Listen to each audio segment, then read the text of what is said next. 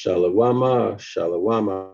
I am Dr. Dryasapa. Welcome to Astrotheology. This is live stream number 73. Welcome, welcome, welcome. Special welcome to everybody who's been coming from the beginning. Special welcome to you first. I am Dr. Dryasapa. Welcome to Astrotheology. Special welcome to you first. And those of you who are new, welcome. I'm Dr. Dryasapa from Zion Law School. This is Astrotheology. This is our 73rd live stream. We try to do this every day. Right now, the time varies. But normally we do it at 9 o'clock p.m. Eastern Standard Time. But these days, until I can find an apartment or a house, it'll be sometime around this time, all right? But anyway, welcome. This is Astrotheology. So what I would like for you all to do, if you are new or if you haven't already done so, go into the description area of the video, okay, which is here. I'm going to show you. Go here, go to the bottom, you'll find the link for the book that we're using for this live stream, which is The Devil's Pulpit, published in 1857 from a series of sermons that were given by the Reverend Robert Taylor, all right? Again, the book title is Devil's Pulpit, The Devil's Pulpit. Don't let it fool you. It is not about devils and demons and witchcraft and all of that stuff. It's not about that, all right? It's about science and using the science of language, philology, linguistics, etymology, other sciences such as archaeology, architecture, art, so on and so forth, history, to find out what is really written in scripture, okay, as opposed to what you have been taught. So in other words, looking at the original languages, okay, looking at the original languages or ancient languages, right? And then using etymology and other linguistic sciences to determine what the verse actually means. You can see if what it means in the Greek or Hebrew, if it means the same thing in English. So it's very easy to do. So subscribe to 101 Ancient Ibaryath. This is a streaming course. You see, these are our pictographs, y'all. This is what our ancestors spoke and wrote in. This is the ancient Canaanite, Phoenician, Ibaryath language. This is the script at the top, all right? So let's take a look at Jeremiah 8:8. Here's why it's important. A lot of you all might not know this, but there are lies and deception written in scripture. If this is your first time hearing this, let me prove it to you. This is the Amplified Bible. This is Jeremiah chapter 8, verse 8. It reads, how can you say we are wise? How can you say we are applying knowledge properly? How can you say we are applying knowledge properly? That's wisdom. And the instructions, the law, the commands of the Most High is with us. And we are learned in its language. What language? Everybody, 1, 2, 3, not biblical Hebrew, not modern Hebrew. Our language is Ancient Ibaryath, okay? And we are learned in Ancient Ibaryath and the law or the instructions or the commandments. That's what the teachings are. Everybody understand that? The teachings are the law. The law is the instructions, commandments, all right? So again, how can you say we are applying knowledge correctly or properly, and the law or the instructions of the Most High is with us, and we are learned in Ibaryath and the teachings of the law. Behold, the truth is that the lying pen of the scribes has made the law into a lie. Y'all see that? Again, behold the truth. The truth is that. Okay, that's why the author is saying, that's why Jeremiah is saying, how can you say that we are what? How can you say that we are wise? How can you say we are applying knowledge properly and the law of the Most High is with us? How can you say it when the truth is that the lying pen of the scribes have made the law into a lie? A mere code of ceremonial observances. Y'all see that? By definition, ceremonial observances are religion. So Jeremiah is warning us, informing us that our ancestors, these scribes, have changed. They wrote lies into the law and created religion. What religion? Judaism, Christian religion, right? Christianity. And you know the other big one.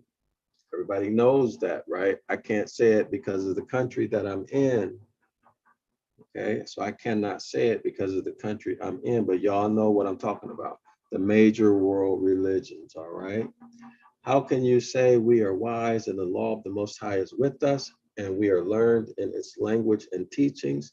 Behold, the truth is that the lying pen of the scribes have made the law into a lie.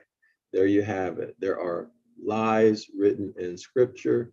Never ever accept what people tell you when they say that the Bible is capital God's unadulterated word.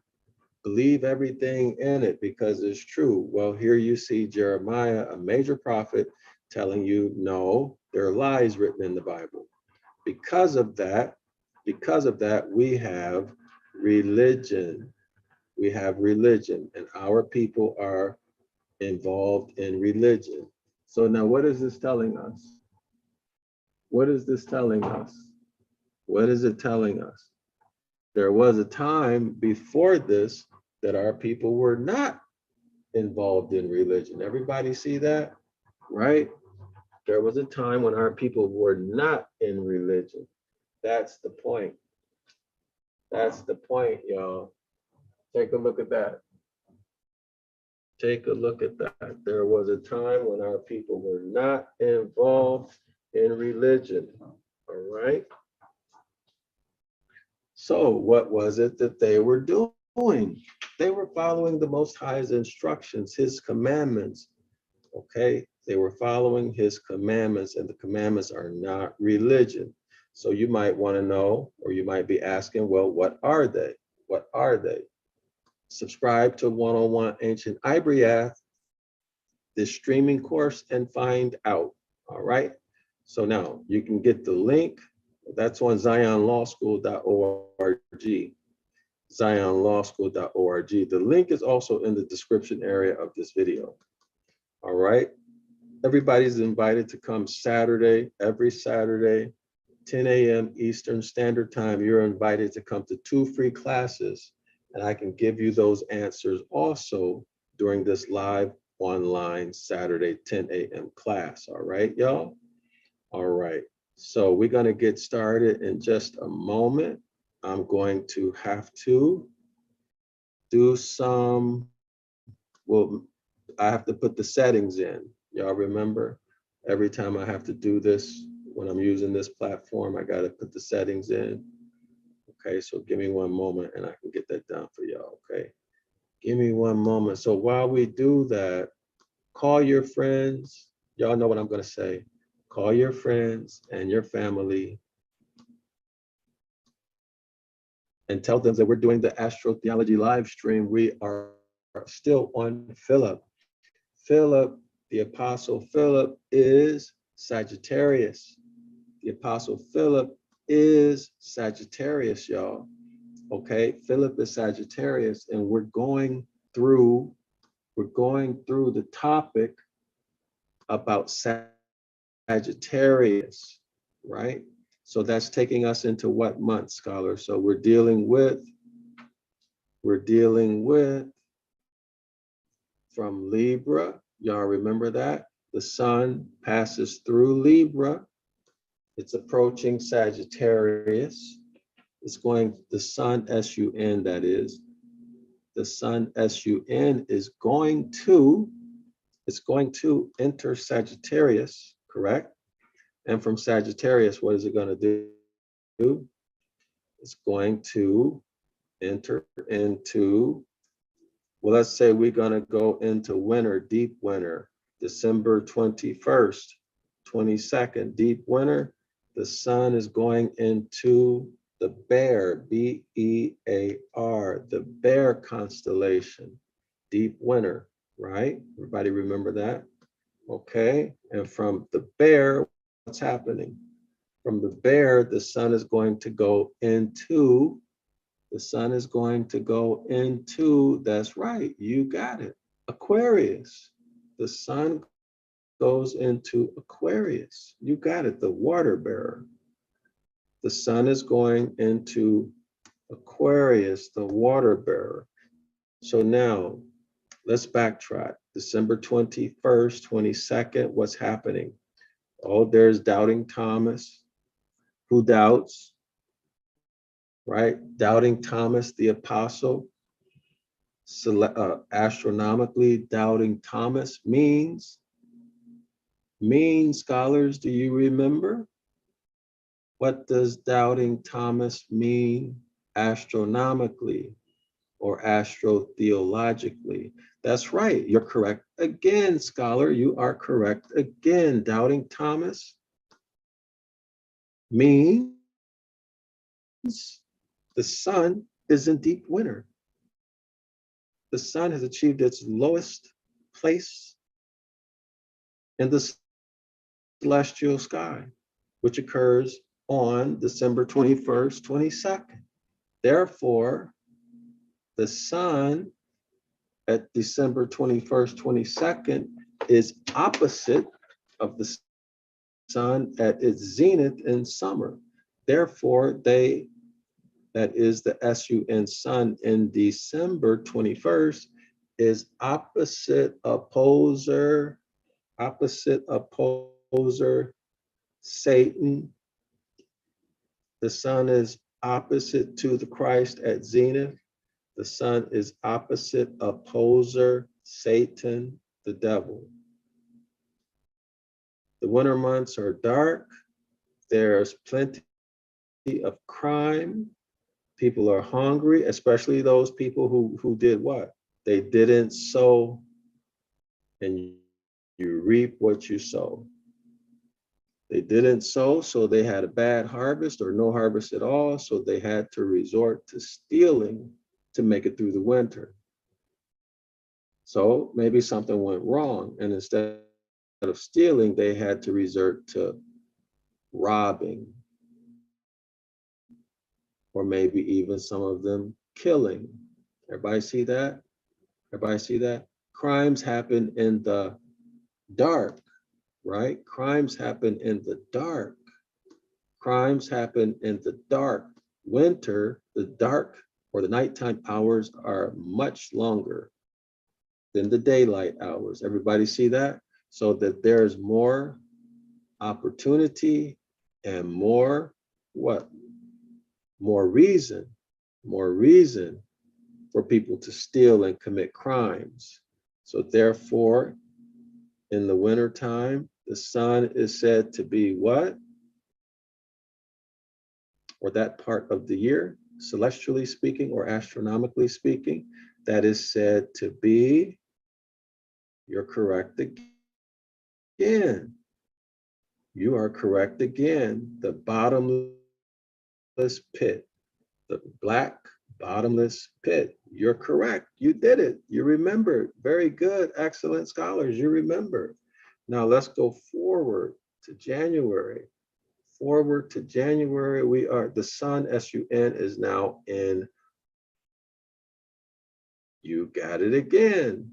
You are correct. The sun is now in Aquarius, the water bearer. All right, so we are doing a review, scholars, of what we discussed in episode or live stream number 72, which was yesterday. All right, so looks like I got all of the settings done right now. Looks like I got them all done right now. So we can go back to our video, go back to our current live stream, okay? All right, let me make sure the live stream is going normally. Let me make sure y'all can hear me before I start getting into this lesson. All right, so we're good. So did y'all do what I asked y'all to do? Like and share the video, please. Like and share the video. Subscribe if you have not already subscribed. If you want to support me, I'm Dr. Dryasapa. And if you want to support Zion Law School, here's our Cash App right here, $DRYASAPA, $DRYASAPA. That's our Cash App. And of course, you can always do PayPal. And there's another way. If you go to zionlawschool.org and go to the menu item, in one of these, it'll say, maybe it's here, Dr. Dryasapa. One of these, it'll say support Dr. Dryasapa or something like that. Okay, so any support that you all give is greatly appreciated. It helps tremendously. The support, not only the financial support, but the support to know that people want this content. Because sometimes, y'all, to be honest with you, I get tired, you know, and it helps me to stay focused when I know that there are people who want and are interested in the content. It motivates me. Okay, so it helps not just with the financial aspects, but also with my motivation. All right. So now also, if you want to support, we have 7 books listed here. You can purchase our books, any one of these, or other books that we have. This book right here is what I want everybody to get too, which is Animals in the Bible. It's only $10, but this is a phenomenal book, okay? Animals in the Bible, this is full color, etc.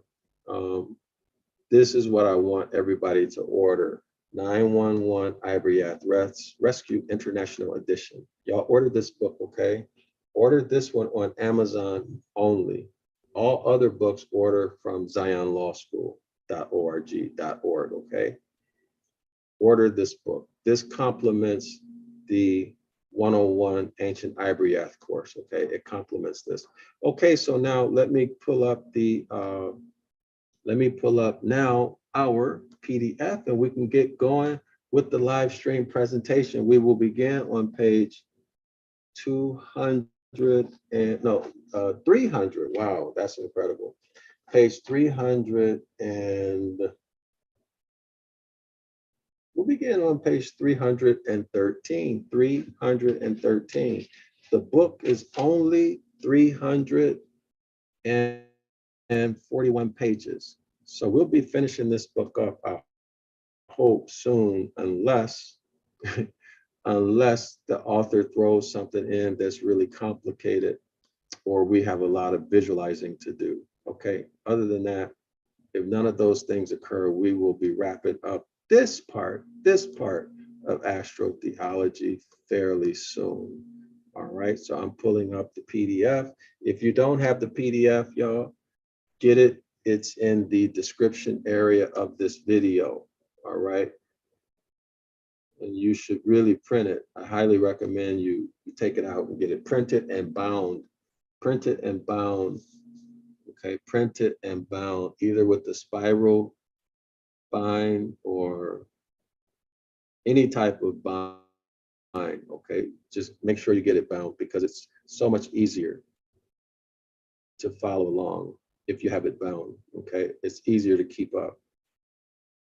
All right. So here we are. here we are. Let me share my screen. And we in business, y'all. We are in business. Thanks to those who are holding it down in the chat. You scholars know who you are. Thank you in advance. And thank you for everything. You guys have been regular from the beginning. And I really, really appreciate it more than I can say, because I got my hands full doing this part of it. And I know that in the comment section, y'all making it it happen. And I know y'all watching over the comments for me. So I appreciate that. It allows me to focus. So it's making the video better for sure. And also, y'all, your comments help really improve the wealth, the richness, and the quality of these video streams. So put your questions and comments and answers in the comment section. Do it not just for yourself, but for those people who are coming along and they don't have background in this information, or maybe they're asking the same question you're asking, but they're too shy to put it in there, right? So when you're willing to share what you know, you help our people, because we have to return as a nation, not just as individuals, all right? So it really, really helps to put that. And by the way, it also helps with the algorithm, so other people can find the video, okay? I don't know how it works, but I'm told recently that comments do help.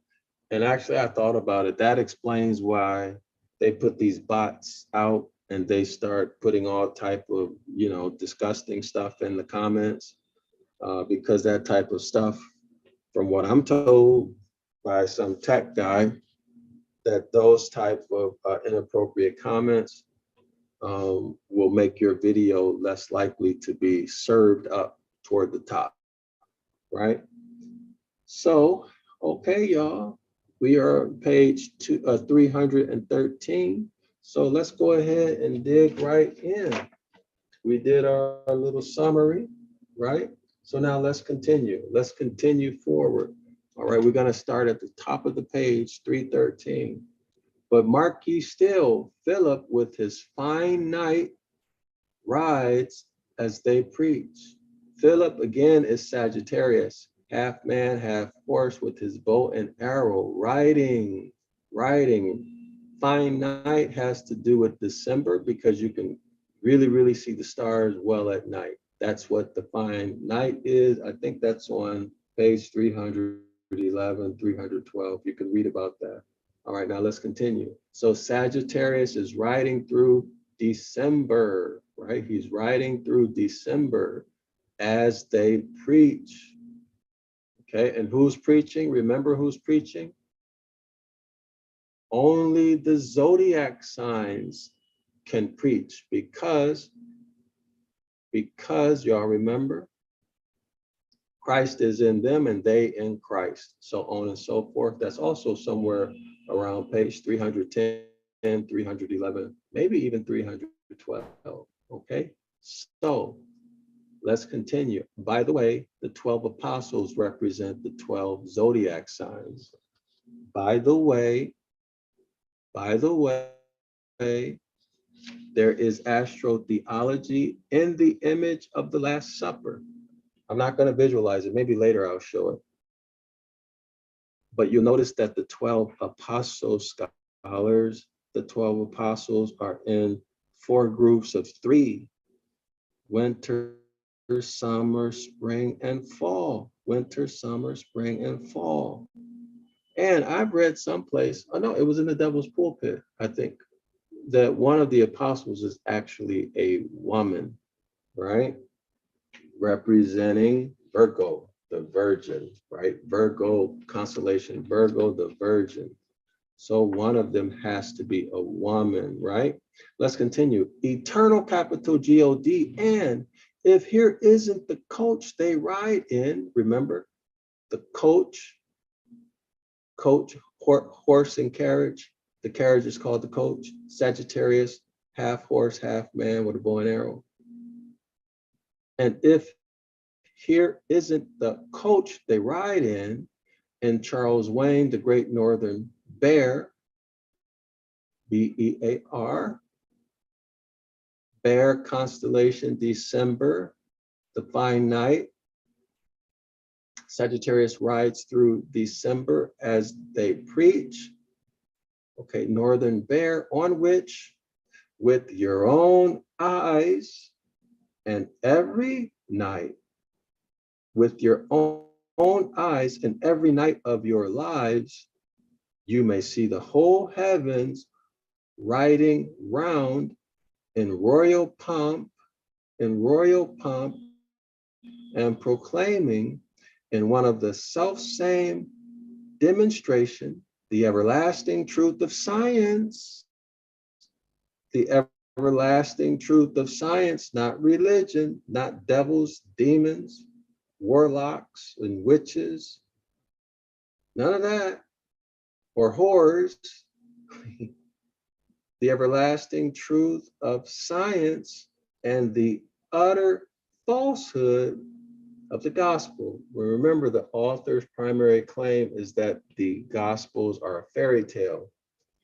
They're really telling the story of the sun, sun, as it travels, enters into, through, and exits out of each of the 12 zodiac signs.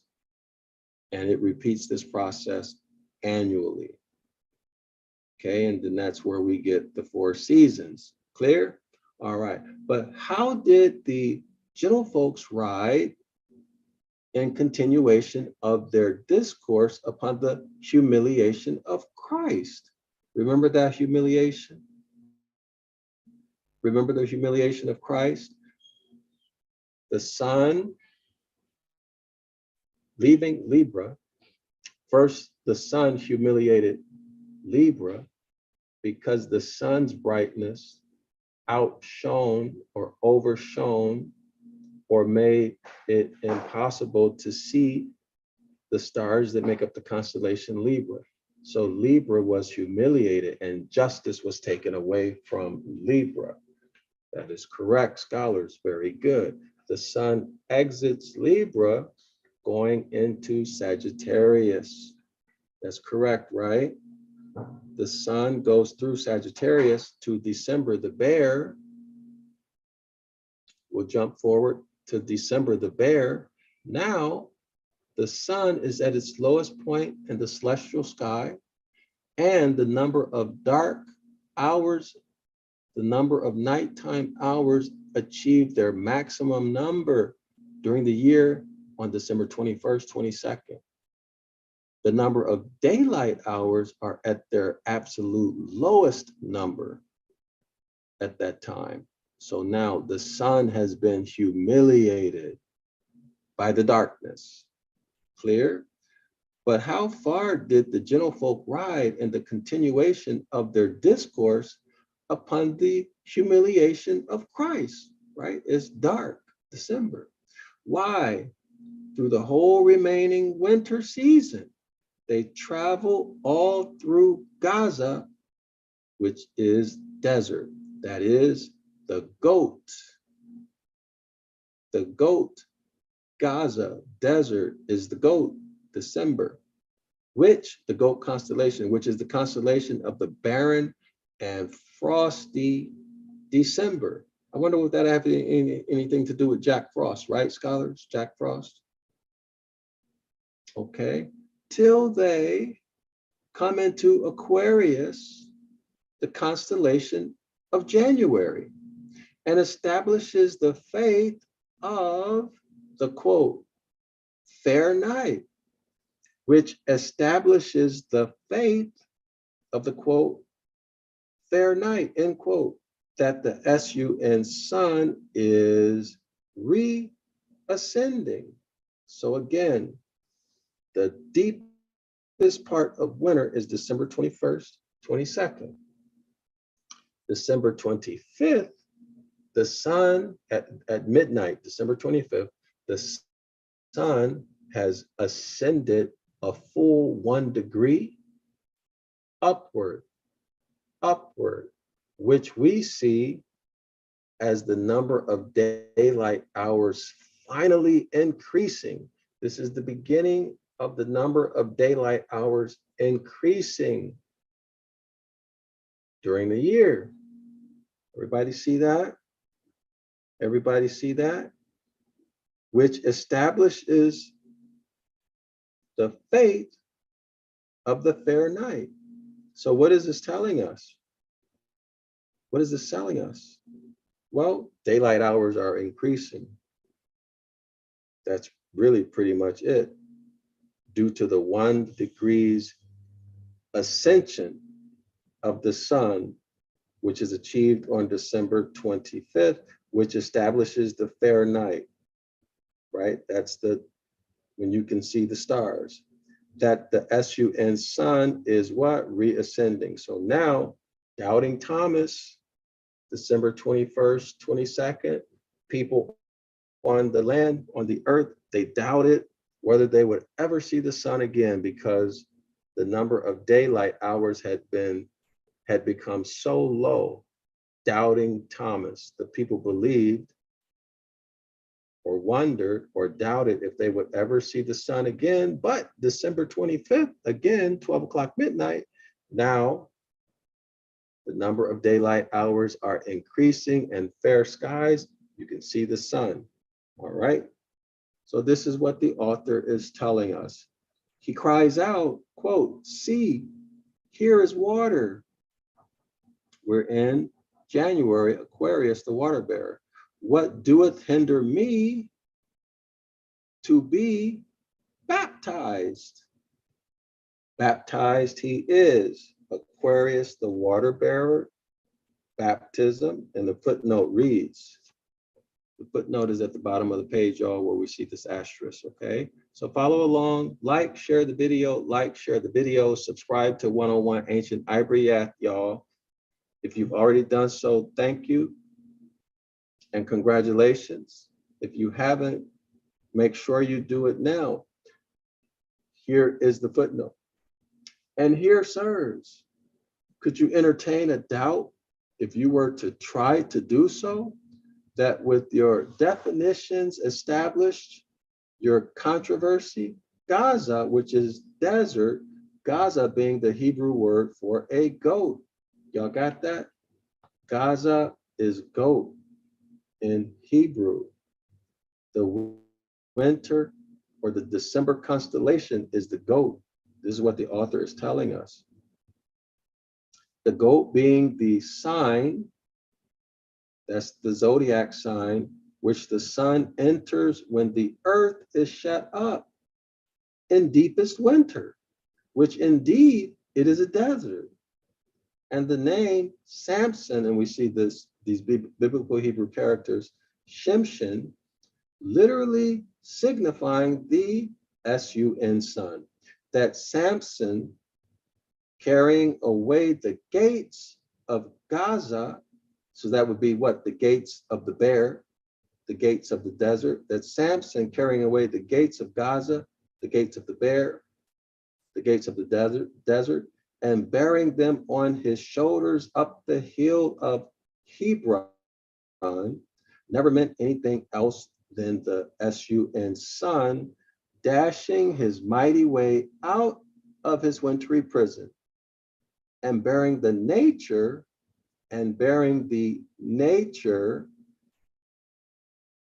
not some religious, fanatical, crazy stuff, but nature, and bearing the nature which he had born in December, bearing the nature he had born in December. What is this telling us?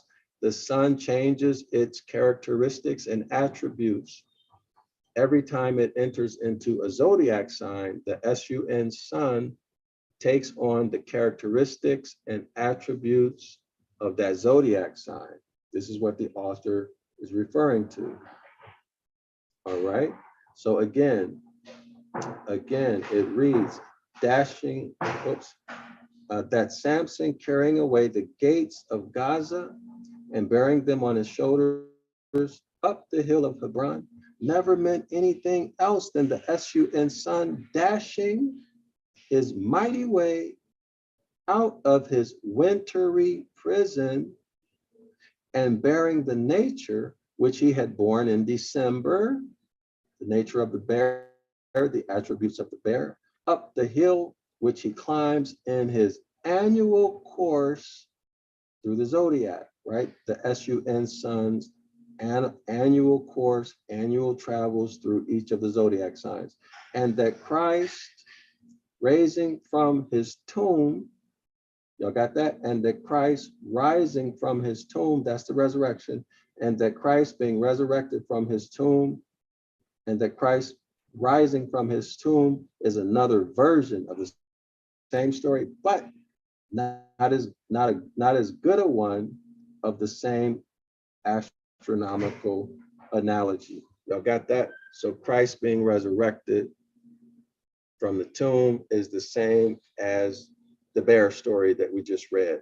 All right. So congratulations, scholars. We just finished that page. Let's move to the next page.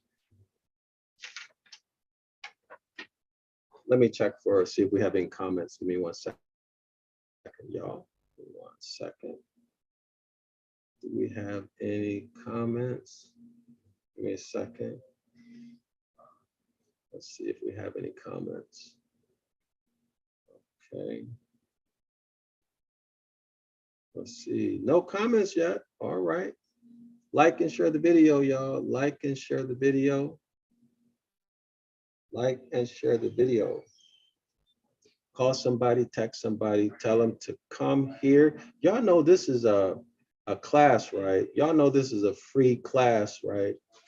A free class, and you're getting a heck of an education here. A heck of an education, not some people talking, but you're getting it straight from the book and a discussion of it, right? The Devil's Pulpit is the absolute foremost authority on astrotheology, hands down, period. The Devil's Pulpit, okay? This is knowledge that you cannot get anyplace else. Nobody else has the courage to do it. And if they did have the courage to do it, why haven't they done it? I can see if they made a legitimate attempt and they made it halfway through the book, but you can search YouTube, you won't even see that. Why? Because this is a difficult read and it takes a commitment. This takes work, persistence, dedication. It's not easy to do. If it was, other people would have done it. But this is real work. It takes real dedication and commitment. Open up that PDF and you start reading it and see how far you get before you give up. All right, let's go back to the video. And I'm being honest, I'm not trying to be funny. I'm telling you all the truth. All right, so let's continue. Let's continue. We are on page 314, the first paragraph. First paragraph on page 314. All right, so let's begin. Our holy evangelist, Saint Philip, has been in turn both king and beggar. Again, Saint Philip is Sagittarius, half horse, half man. Saint Philip has been both king and beggar, both friend and foe, both saint and sinner, both persecutor and persecuted. You may gaze at him, that is Saint Peter, that is Sagittarius. You may gaze at Saint Peter as the huntsman, the hunter on a horse, right? You may stag for him for the chase. Stag would be what? Like a deer, something like that, right? That's a stag. People hunt deer, right? So how is it that Saint Philip has been all of these things, a king and a beggar, friend and a foe? That's the question we need to ask ourselves. So we're looking for answers as we read, correct, scholars? We are actively reading, thinking while we read, okay? He, that is Saint Philip, has been Pharaoh. king of Egypt, the horse and his rider thrown into the sea. So there we are. So Philip, Sagittarius, has been Pharaoh. Based upon him, what? That in that story, Pharaoh, the horse and his rider were thrown into the sea. Okay, so now we see how all of these other characters, friend, foe, persecuted, persecutor, now we see how he's going to address these, right? So we would expect the same technique as we read forward to identify how St. Philip has played each of these roles, contradictory roles, right? Or opposites, okay? He has been Joseph of the patriarch, whom his brothers threw into the pit. So Philip has been Joseph. In other words, that's a parallel story, right? Who his brothers threw in the pit. And here you see St. Philip come out of the pit at the very moment when he was sent Miss Potiphar, the Scarlet Lady. Let me read that again. And here you see him, St. Philip, come out of the pit at the very moment when he has sent Miss Potiphar, the Scarlet Lady, about her business. Y'all remember the story, right? Joseph said, no, I don't want that, right? Get away from me. And Joseph took off running. And having reached the meridian, so when we see meridian, we should be thinking what? The celestial meridian, the celestial meridian. He, St. Philip, having reached the celestial meridian, he, that is St. Philip, is capital Lord of all Egypt, presiding over the corn. The star Spica, Virginus setting, the star Spica, a Spica Virginus setting, at that moment, at the point due west by south, when the brightest star in Sagittarius is what? Lord of the ascent. The brightest star in Sagittarius is Lord, capital Lord of the ascent. So let's see if we can find some visualizations of this, okay, scholars? Let's see. Let's see what we can find. Make sure y'all call somebody, all right, and let them know that we are live with Astrotheology, and tell them that the video, that the live stream is very, very good, okay? I hope you're finding this to be very, very educational. I hope it's got your attention, okay? All right. So now we're going to this is our first visualization in a long time. It says here, the Scarlet Lady about her business and having reached the meridian. So we're gonna Google search Sagittarius, celestial. Well, no, we can just do meridian and see what we come up with. See what we can see. Let's see what we can see.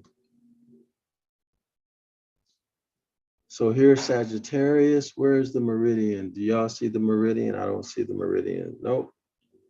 Maybe hold on. So let's see. All right, y'all see what the meridian is. So here we go. We see our directions. You see north, south, east, west, okay? N, E, W, S, news. N, E, W, S, news. See that? This would be the Earth center. I'm assuming this is the equator right here, or let's say a slice, the upper part of the Earth, and so I'm assuming this is the equator, Earth's equator, okay? Now here is the meridian. Everybody see the meridian? Y'all see that? So now what image do we see here? What is the astrotheological image that we're looking at here. Let's go ahead and show it. Let's go ahead and show it if we get a good image.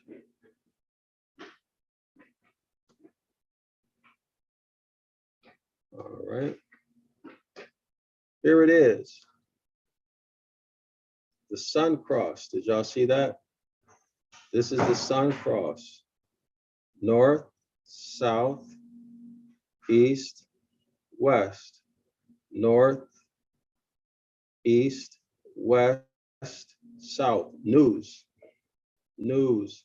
That means everything that's happening on the earth. All right. Everybody see that? These are the 4 quadrants of the earth. When we look at that, here's the astro or the astronomy of it, okay? Everybody see that? This is the sun cross, and we can see the Pope, and we can see this image all throughout religion, okay? And it has reference to astronomy, and that astronomy has been what? Deified. You got it. Very good. Everybody see the religious symbols now? Do you see why we all need to know astrotheology so you can know what you're worshiping? Everybody see these images? This is the sun cross. All right. This is the sun cross. You see it in all of clear reference to astrotheology now that you know it, or what? Astronomy. Clear reference to astronomy. Y'all see these? Clear reference to astronomy, right? All right. So look at this one. Look at this cross. Clear reference to astronomy. Okay, over here also. This one too. This right here is nothing more than this, right? Same. Same. This is why all of us need to learn astrotheology. I'm not asking you to change your religion at all. I'm not asking you to even change what your beliefs are. What I am asking you to do is get yourself educated so that you become aware and even expert in astrotheology. You know what it means, and you know why you believe what you believe, right? So here is another example. So there's plenty. Y'all see all of these references to astronomy, okay? In the religious context, it is astrotheology. Everybody see that? Astrotheology. The circle is always the sun. Now, instead of being fooled, you not knowing what it is, thinking it's just art, creativity, now you know the game. I put you up on game, right? Now you know what's really happening. They got you out here worshiping the sun without you even knowing it. And you wonder why everything is going wrong in your life. You wonder why you can never get past first base. You're always striking out, right? You hit a home run and you still wind up losing. Well, there you are, because you're doing what? Jeremiah 8:8, right? You're involved in religion, okay? In violation of the Most High's contract with our people, the house of Yasharallah, all right? So that's why you're losing. That's why you're losing. All right, so educate yourself, and then make an educated decision as to whether or not you're going to continue to believe the things that you believe. All right, now let's finish this up by showing the Pope with his sun cross. Other religious people are doing the same thing, y'all. Okay, let's take a look at this image. This is the sun, the circle. These are the rays of the sun. This is the thorn or Christ's crown of thorns. All right, the sun rays, this is Ra. Sun rays, this is the sun, its body. This is the sun rays. The sun rays represent Christ's crown of thorns. You see that also on what? You see it on the Statue of Liberty, so on and so forth. Now, if you look closely, you can see the cross. See, y'all see that?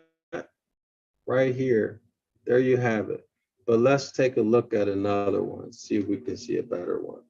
See, they got you out here worshiping the sun, and you're talking about other people, right? You're talking about other people, about how they need to return to the Most High and how they don't know anything. And here you are worshiping the sun and you don't even know it.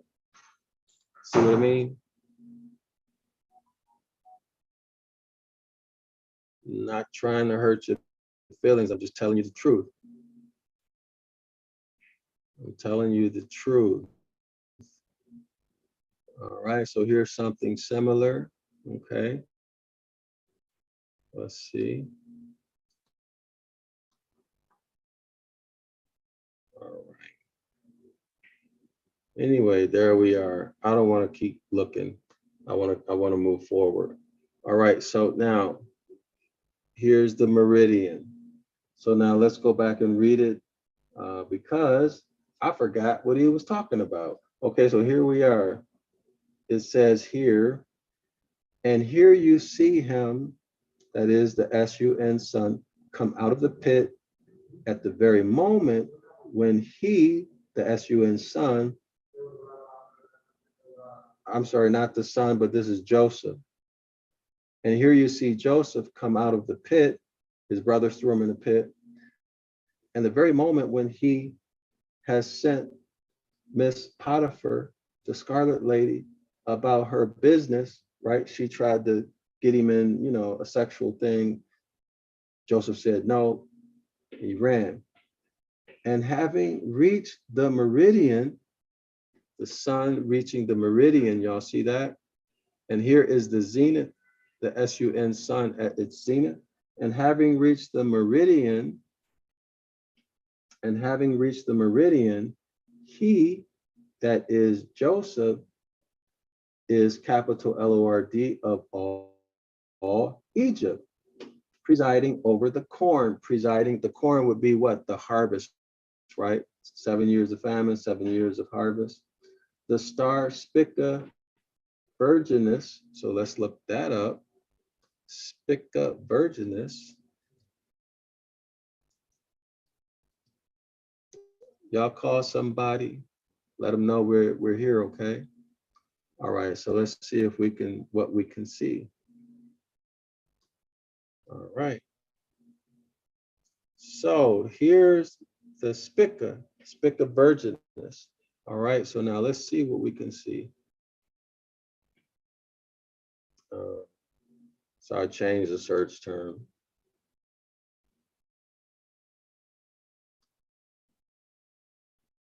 Let's see.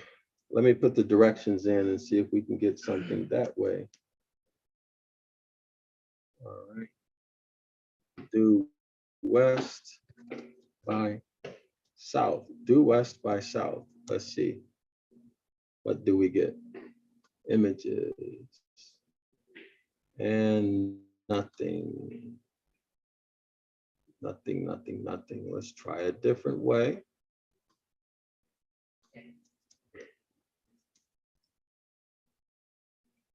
Did I spell it right? Nope. Maybe that's why. Let's see, celestial globe. No, map. I think we do better with map. Let's see. Let's see what we got, y'all. So here's Spica. I wish I knew what this line is, but I don't have it. So anyway, we can continue, right? What is this one? What do we have here?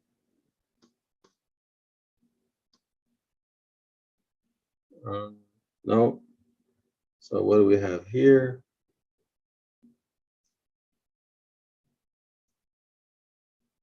Okay, so Spica, Virgo. All right, so let's see. The star Spica Virgin is setting. Okay, it is setting at that moment. So the star Spica Virginis. So here's Virgo, right? Here's Virgo. Here's Spica setting at that moment at the point due west by south. It's setting due west by south. So let's see if we can correlate. So I guess it would be due west by south, right? I don't know if these are correlating, but we just look. When the brightest star in Sagittarius is the capital LORD of the ascent. All right. So let's continue, see if we can find something better, more closely related to what we're looking for. So let's see. Not found. How you like that? Okay, so we couldn't find that.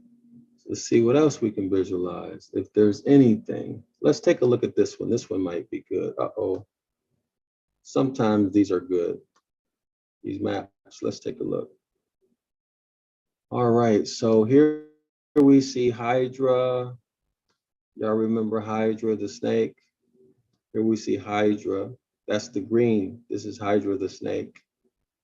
All right, so let's see. Where are we? Oh, this is the cup of salvation, I think. Let's see, what else do we see? This is the celestial equator, this line right here where you see the cursor. Let's see. Did y'all see a bear anywhere? Oh, here's the bear right here. Y'all see the bear? We only see his legs. This is the bear. So this is December. Y'all see the bear here?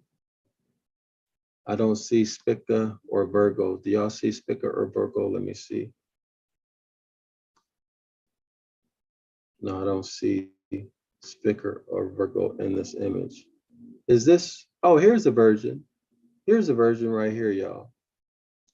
Okay, so let's see, where is Spica? So we're looking for west. What was the direction, y'all? The direction was west by south. West by south. So the star Spica Virginis setting at that moment at the point due west by south. At the point due west by south. Let's minimize this. Oh, well, I can't see it. So I don't see any directions or any, I don't see, oh, here's west. Is that west, y'all? See where the cursor is? So here's west. And no, that's not west. Okay, so here's north, east, and west. Okay, so west is over here. So this is north. Or is this? No, okay, it looks like this is east, y'all. It looks like that's east on this map. And over here is, looks like it's west. It's smudgy, so I can't tell what it's saying. But it says west by south. So let's see if we can see Spica. Come on. Let's see if we can see Spica. I'm going to take a minute and try to and read through these. So we see this is the Virgin, this is Virgo, right? So where is Spica?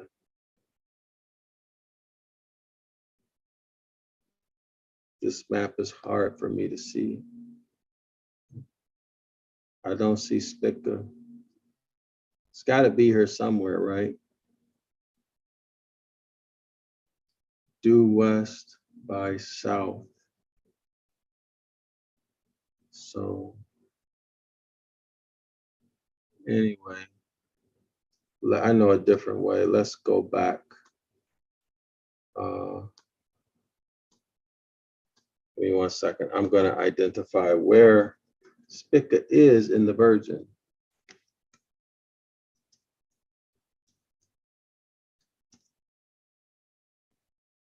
Spica, designated Alpha Virgin, is the brightest object in the constellation of Virgo and one of the 20 brightest stars in the night sky. All right, y'all, one of the 20 brightest stars in the night sky. Analysis of its parallax rather, shows that it is located 250 plus or minus 10 light years. Okay, I don't need to know that. I'm trying to look at its location on the Virgin.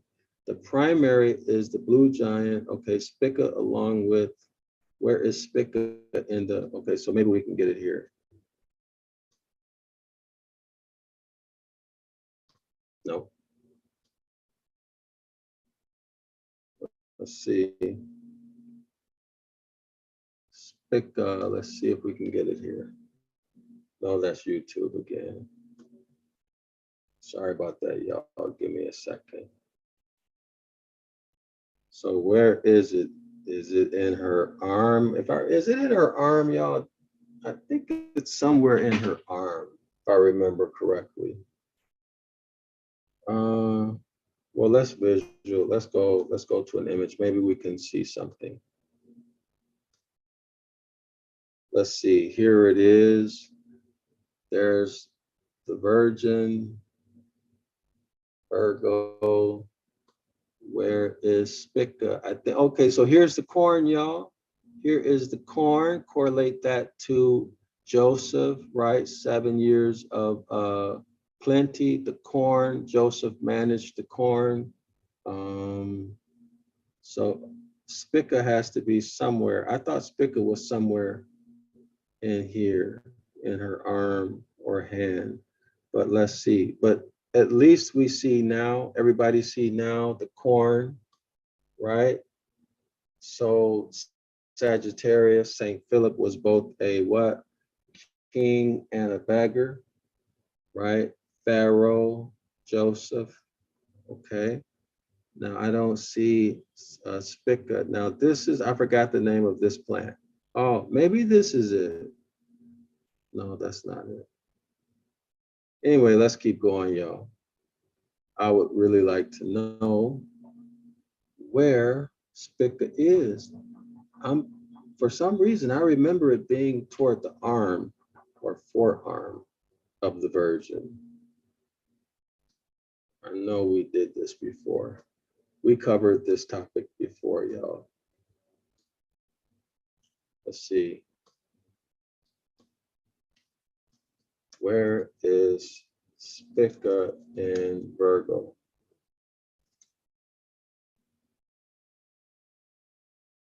All right. There we are. I think I was right. Let me see. Oh, no, it's okay. So Spica is in the corn. Y'all see the corn here? So Spica is in the corn. Spica is in the corn. So let's go back. So Spica, this is Spica right here, y'all. Y'all see this big bright star where the cursor is? That is Spica.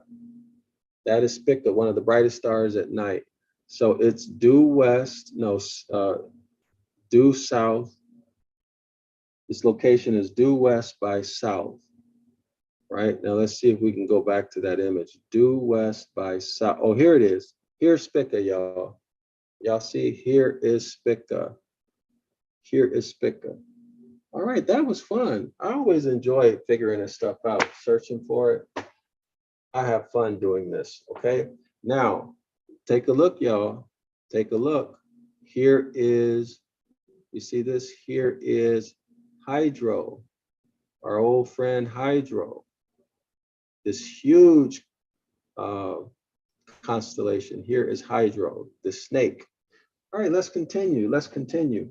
The star Spica Virginis here, that's in the corn, right, is setting at that moment at the point due west by south, with the brightest star in the Sagittarius is the capital Lord of the ascendant, that's Spica.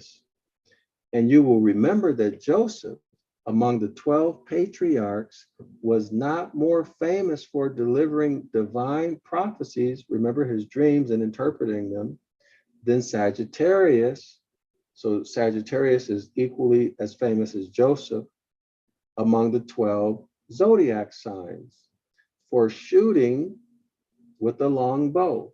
So Joseph is famous for his dreams and interpretation of dreams, whereas Sagittarius is equally famous amongst the zodiac for shooting with his long bow. But it is only by laborious effort. Oh, see, now this is why y'all need to have y'all books printed, so I can continue looking at the image while I read, but I'm not going to do that now because some of y'all might not have your books. All right, so let me continue. But it is only by laborious effort of painful stupidity that we can fail to identify Joseph of the patriarch, the Philip of the apostles. I got that? In other words, the author is saying, now this is the author saying it, not me. Okay, by laborious effort and painful stupidity, the author is saying, well, it's clearly obvious. And the only reason you don't see it, if you don't see it, is because it takes a lot of effort to break out of this religious mindset. And it's painfully stupid for you to believe it. Okay, this is what the author is saying. But it is only by laborious effort of painful stupidity that we can fail to identify Joseph of the patriarch as, that's what he means, as Philip of the apostles and the Sagittarius of the zodiac. When Philip is the only one of the apostles that had a daughter that was a virgin. Philip in Greek means lover of horse, right? Lover of horses. Sagittarius, half man, half woman. The Virgin Mary, the Virgin Virgo. Excuse me, I didn't mean the Virgin Mary, I meant the Virgin Virgo. When Philip is the only one of the apostles that had a daughter that was a virgin, that Joseph was the only one of the patriarchs that had a daughter that was a virgin once, with this most singular characteristic, that she was a virgin that ran over the wall.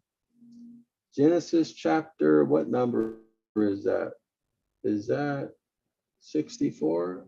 I don't remember that Roman numeral. Let me check it out. I don't deal with Roman numerals every day. So let me check this out. Genesis XL.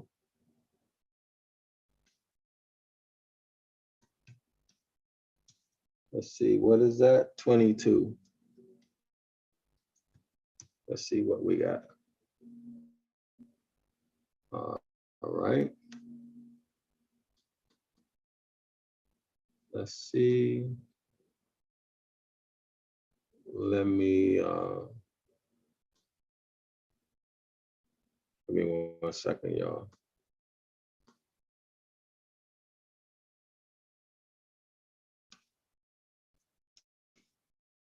Oh boy. Oh, 49. So L y'all is 50. Okay, so I was right. Man. It's amazing how you can remember stuff, right? L is 50. All right, so Genesis chapter 54. Genesis chapter 54. I think it was verse 22. Yeah, 22. Genesis chapter 24, verse 22 reads, and Zillah gave birth to Tubal-Cain, a forger of every implement of bronze and iron, and the sister of Tubal-Cain was Naamah. All right. So the footnote reads the Latin, oops, hold on. Footnote reads, let me go back to the book. Footnote reads, the Latin Vulgate has it, quote, Phile discurrunt super murum. So we got to look that up, y'all. I don't have a clue what that means. It might be something significant, so let's look it up. Okay.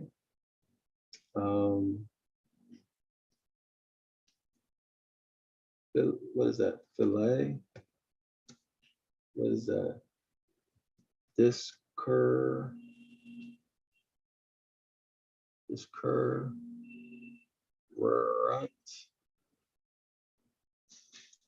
super mu rum. What in the world does that mean?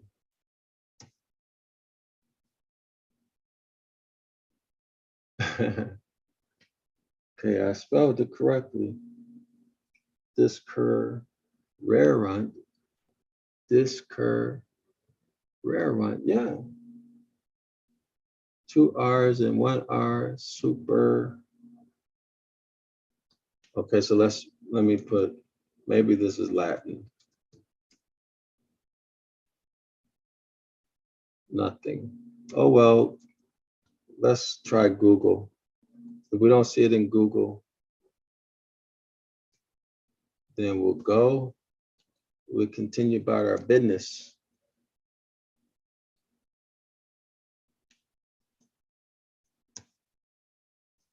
All right, let's see, what does it mean?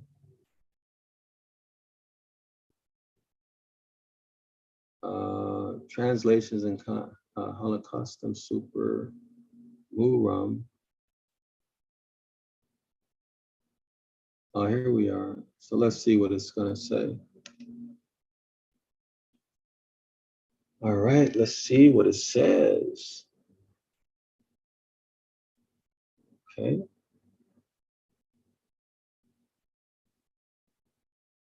Oh man, come on. Oh, over the wall. All right, it means over the wall. All right, so let's go back to the over the wall. All right. So now let's continue. And here is Miss Phillips, the Virgin, tumbling over the wall,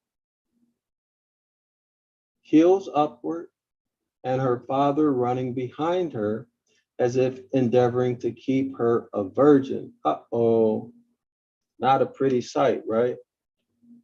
His wife, his daughter is running away from him, trying to get to some guy. I mean, she's really committed to it. She's running over a wall in her heels. But how? And then her daddy's chasing after her. Not a good sight. But how he succeeds in that endeavor, you may guess when you shall observe that the moment that he gets over the wall, the father jumps over the wall, if you look over there, the other side, you will see that Miss Phillips is brought to the bed of twins. That would be the twins of Gemini, I'm assuming, right? Twins, Gemini. Could imagination conceive a more beautiful personification of the genius of B et Seda? Y'all remember what that was, right? If not, go back and review episode, live stream number 72. You will see that Miss Phillips, let me continue. Could imagination conceive a more beautiful personification of the genius of B et Seda than that which immediately follows this of his runaway daughter? Quote, the archers have sorely grieved him and shot at him and hated him, but his bow abode in strength, and the arms of his hands were made strong by the hands of the mighty, capital G-O-D of Jacob, end quote. As ye see, sirs, all the bright and strongly marked stars of this constellation are immediately in the bow. The bright stars of the Sagittarius constellation are in the bow and in the arms and hands of the figure. So the bright stars in Sagittarius are in the bow and arms and hand of the man holding the bow. All right. What could be more graphically precise unless it be further definition? So here's the further definition. We're on the next page right here. It reads, the blessings of the everlasting hills, the blessings of the everlasting hills, so make a mental note of everlasting hills, shall be on the head of Joseph and on the crown of him that was separated from his brethren, end quote. That's from Genesis 40, Genesis 54 rather, verse 26. Did I get that right, y'all? Or is that Genesis 64? Let me Google search this, y'all. Was it Genesis 64? I don't remember. What was it that we looked up? Genesis 64, verse 26. Let's see if that's it. No.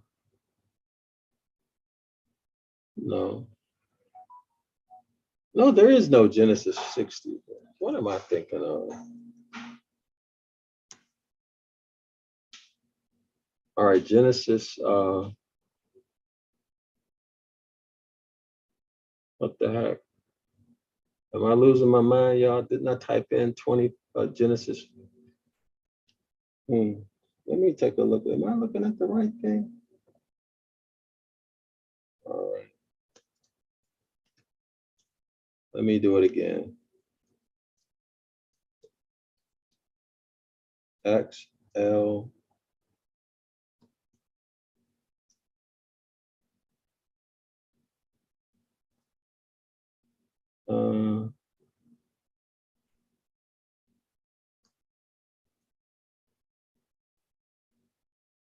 Okay, where is it? All right, hold on. I don't remember, y'all, if the L was 50 or was it 50 or 4? I forgot. Okay, L is 50. So 50, 10, and 4, 60. There is no Genesis 60. Let me, or is it subtract? I don't remember, y'all. I don't remember about these Roman numerals. So let me see.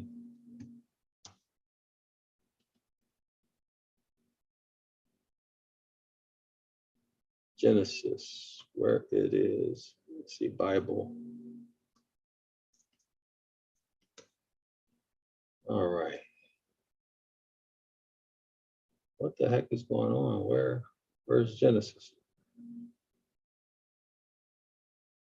Well, let's see.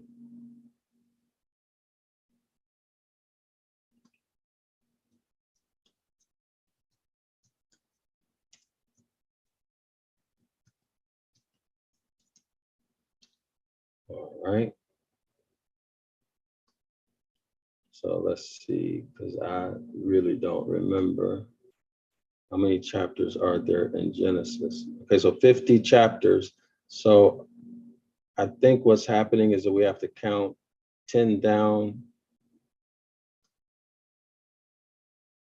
Yeah, all right. So I think we subtract 10 and we get 44. That's what I was thinking. So let's see. 4422. Is that correct, scholars? 4422? Nope. 26. Was it verse 26? Let me see. I don't remember what verse it was. No, it's 22. I'm tripping, y'all. It's verse 22. And we said to my LORD, the boy cannot leave his father. If he leaves him, his father will die. So let me read this. With this most singular characteristic that she was a virgin, ran over the wall. I know I ain't crazy. Somebody put something in the chat. Do y'all see what I'm looking at? Darrell-El writes, Shalom Darrell-El, Islam. Did you not change screen? Let's see. You did not change screen to show other items you are detailing. There's no sound. You got to be kidding. There's no sound. Okay, there is sound. My screen timed out. All right. You know that the bear they are talking about is ancient Atlas bear in Africa that has a snub tail. No, I didn't know that. Thank you. Spica is the left hand, but you're right in her hand. Spica is in the left hand, but you're right in her hand. Okay, thank you. Let's see. Darrell-El continues. Pick a star constellation. Okay, so I think we already found it. Yeah. Okay. So let's see. Darrell-El, Spica, noun, 1728. Bright star in constellation Virgo. From Latin, literally ear of grain. Thank you for those. See, these are the type of comments that are really excellent. These are the comments that make the video rich. Y'all see what that added, right? Because we saw Spica was in the corn, right? We saw that it was one of the brightest stars in the night sky in the constellation Virgo, right? Ear of grain. Thank you so much, Darrell-El. Much appreciated. And I'm getting beat up over Roman numerals. I can't believe this. XL, because I done forgot XL.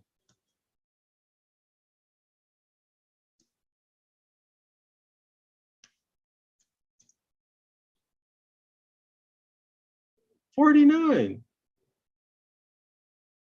Isn't that what I said? I'm really tripping. 49. So where am I at? 44. I don't know if I said 49 or not, y'all.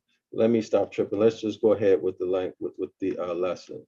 Genesis 49, 26. Or was it 22? 22. All right. Genesis, okay, so here we are.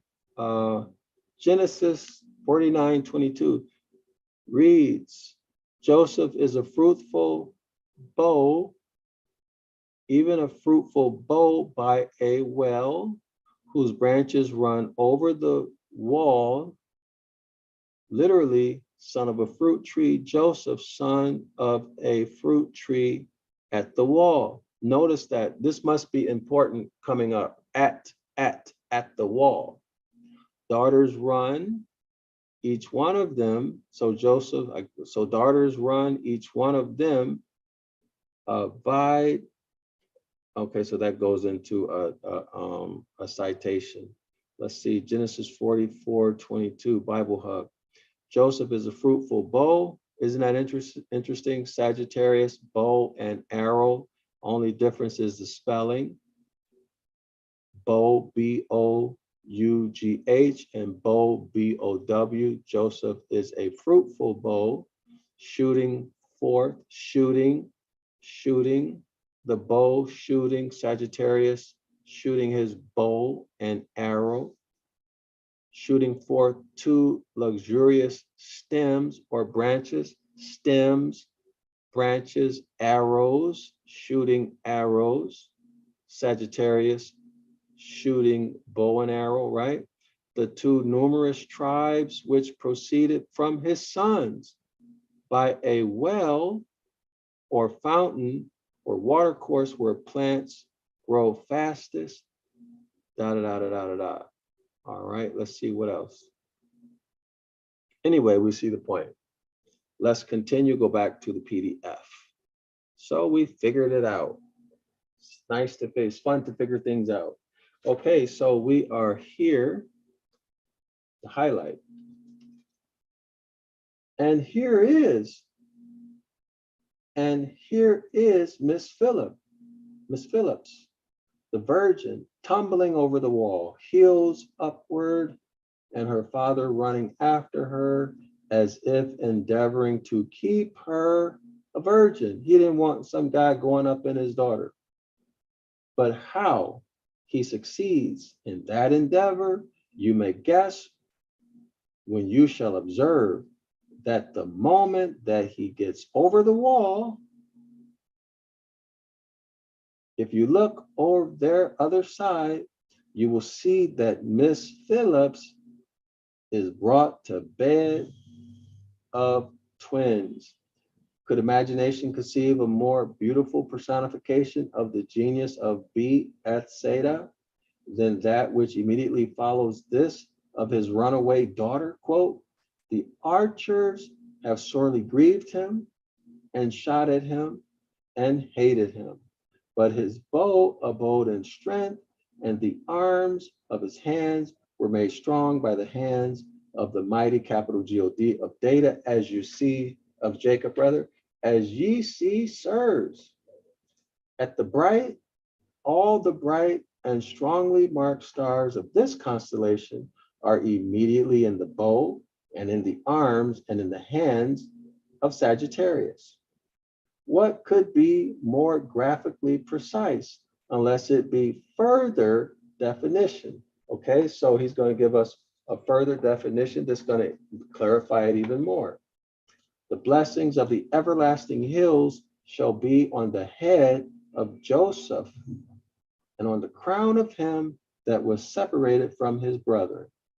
Genesis 49:26. It is when the everlasting hills, which you see here immediately over the fruitful scales of September. That's the Libra, right? Righteousness, justice, are come to the meridian. It is when the everlasting hills, which you see here immediately over the fruitful scales of September, are come to the meridian. That's the celestial meridian, right?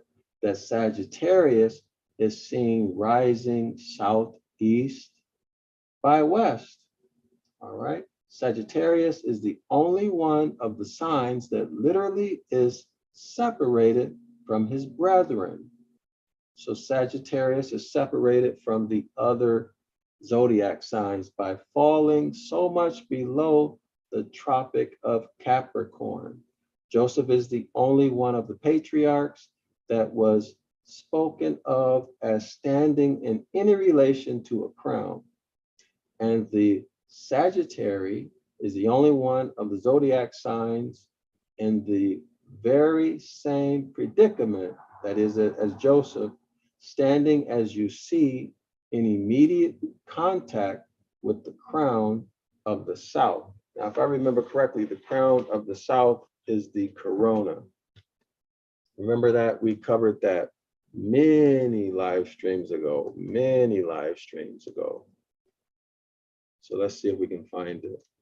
Celestial crown.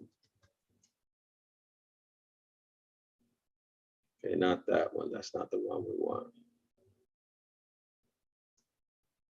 Let's maybe we'll just do corona.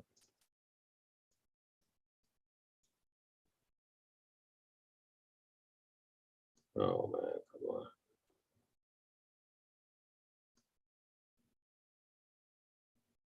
Okay, celestial map, corona. Maybe we'll see it this way. All right, so maybe we'll get it this way. Give me 1 second. No? All right, they don't want to. Here we are. I think I see it. Y'all see the corona, the celestial crown here? Y'all see it? Right here, corona borealis. Corona borealis. All right, now let's see what else we have. Let's try to get oriented. So this is south. Is that, no, that's north. So here's north. I see north. No, that's Hercules. So that's not what we need. We need the corona with, give me 1 second, move this. Y'all all right?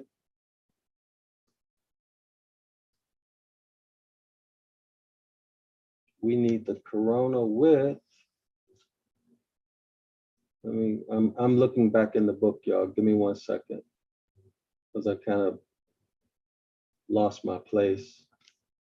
I'm on the wrong page, no wonder. Well, that'll do it. I was on the wrong page. All right.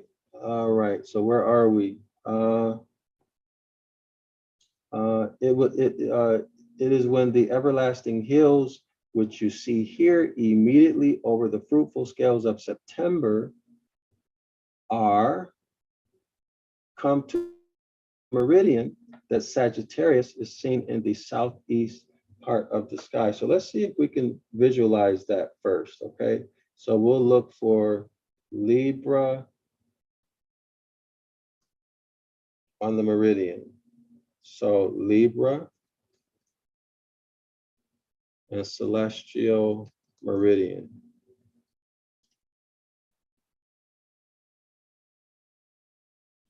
All right. See what we get.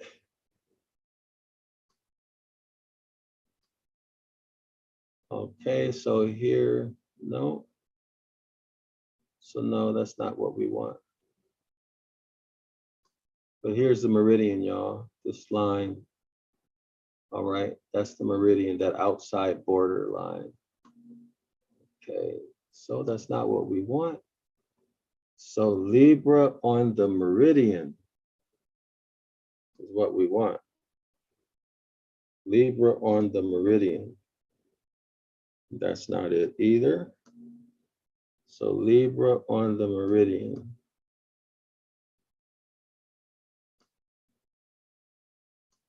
Let's see if this is it.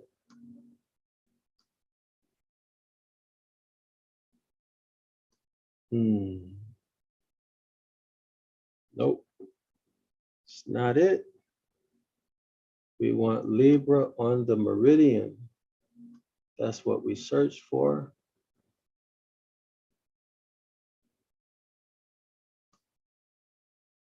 And they're not showing us nothing. Oh, I know. Did we do celestial map? Let's say celestial map.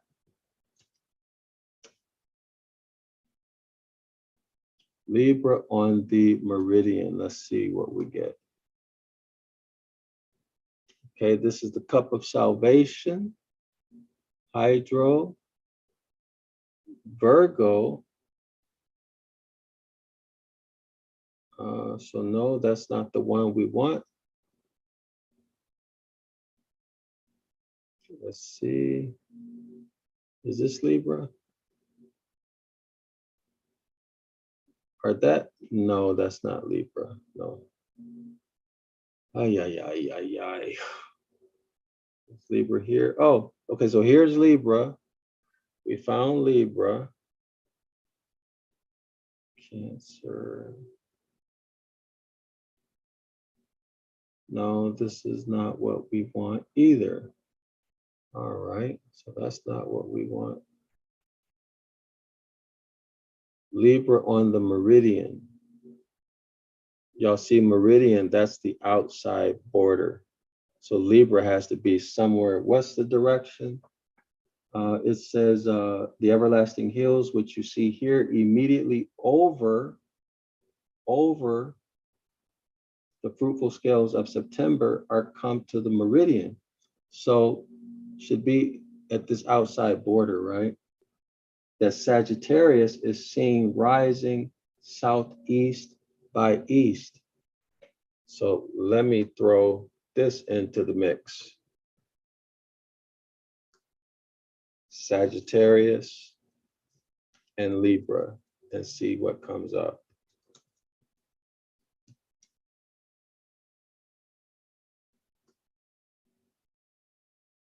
Okay, so let's put celestial map.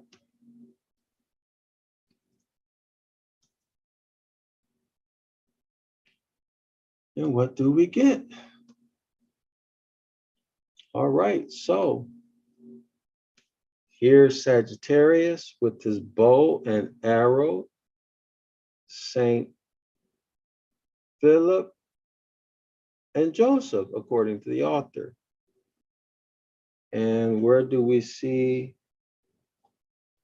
Sagittarius is the only sign that is literally separated from the other zodiacs?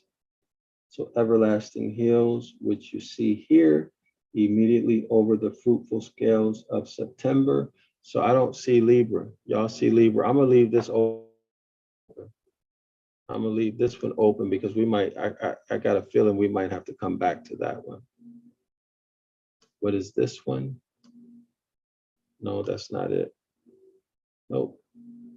So let's close this one out. Let me know if y'all getting bored or if this is becoming too tedious for y'all. Okay, but I like stuff like this. Okay, so let's continue, see if we can find it. This might, maybe it's here because this looks busy. This just looks really busy. All right, so, man, let's see, what are we looking at? Okay, so let's find Sagittarius. Where we saw, it says southeast, right? Somewhere, okay, so y'all see these outside lines. This is the meridian. These border lines, that's the meridian. So let's take a look around the meridian and see if we see Libra, okay? Ah, here's Libra. See, y'all see Libra at the meridian? Here's the meridian. Here's Libra. Y'all see it? Here's Virgo. Here's Libra. Now, where is Sagittarius?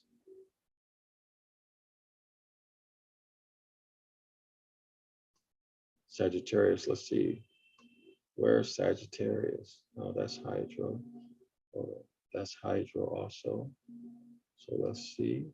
I don't know what direction. I don't know if this is north or south or what.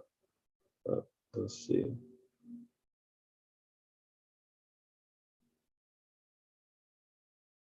Where is Sagittarius?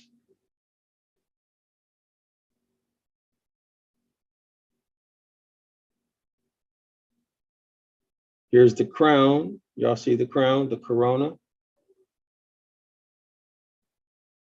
All right, so we're in the right place because I see these constellations. These are the ones that we're talking about. We're at the meridian. And here's the bear of winter. Y'all see the bear of winter?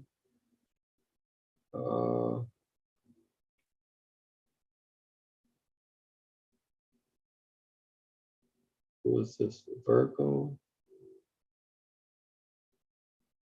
Sagittarius. Here's Sagittarius, but I don't see Sagittarius. I see the word Sagittarius.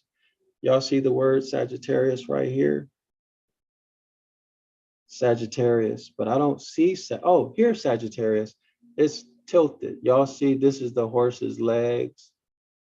See, this is the horse's tail, his back legs, his hind leg, and then here's the man. Okay, now let's read this, okay?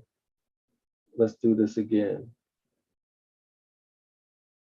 Okay, thus, I'm on page 315. This is why you need to print your book, scholars. You need to print this PDF. The blessings of everlasting hills shall be on the head of Joseph. So now here is the head of Sagittarius, and we see it's over the meridian. And on the crown of him that was separated from his brother. Okay, so his crown, his head is separated by this meridian line. Y'all see that? So according to the author, this is Sagittarius is the only zodiac sign that is separated from his brother. Now, I think that's what he's talking about, but let's continue reading because maybe I'm not right.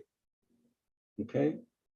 And on the crown of him, that would be his head, that was separated from his brethren. So here are his brethren here. All of the zodiacs. Y'all see that? All of the zodiacs. But here Joseph's head is separated. Or I'm sorry, Sagittarius' head is separated. But let's continue reading. See, the author is not precise in his writing style. The blessings of the everlasting hill shall be on the head of Joseph. The author says that Sagittarius is Joseph, and also who? Saint Philip. The blessings of the everlasting hill shall be on the head, here's the head of Joseph, and on the crown of him that was separated from his brethren. And then that's Genesis 49:26. It is when the everlasting hills, which you see here, immediately over the fruitful scales of September. So where are the fruitful scales of September? Here. Y'all see? The scales of September, y'all see? Here's the scales of September, and then Sagittarius' head is over the scales of September. Are come to the meridian, y'all see that?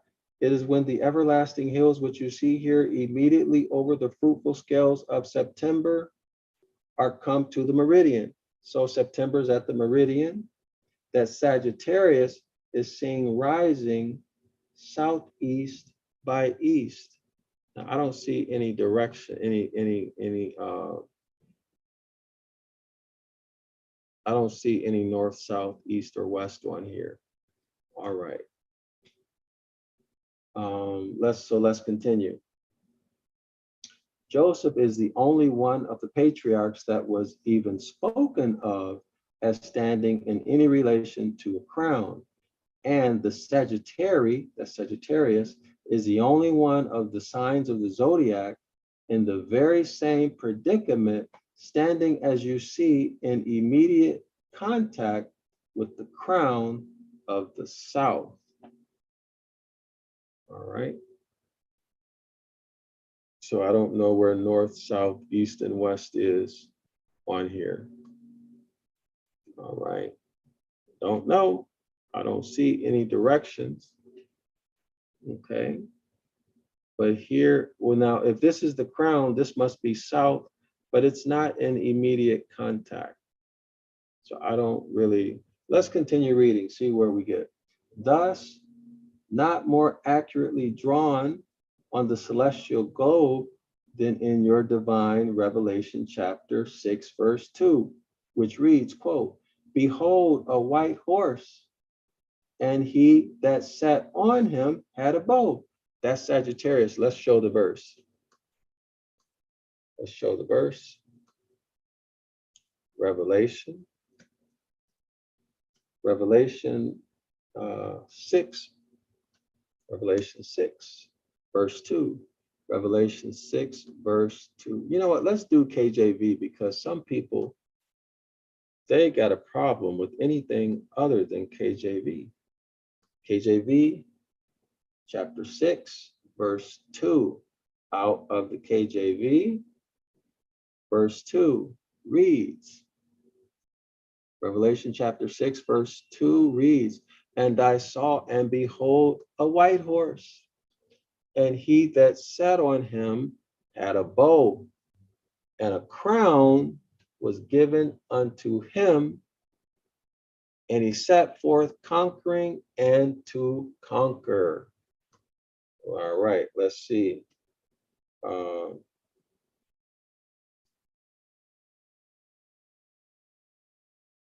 Sagittarius crown. Hold on, I had an idea, I forgot it. Okay, he said I'm in, okay, yeah. So let's see. Celestial map, Sagittarius crown. See what we get, if we can do better. I think this is the same one we looked at. Yeah, there's Sagittarius, and here's the crown.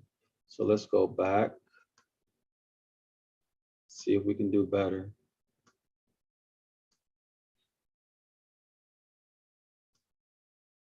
Here's the crown. Here's the crown. Oh, no, that's not a crown, y'all, my bad. Let's see, what are we looking at? Okay, so we don't see, I don't see anything on this one. You know, this kind of stuff can take your whole day, you know, but it's fun. I like it. I don't know about y'all, but I kind of get a kick out of this.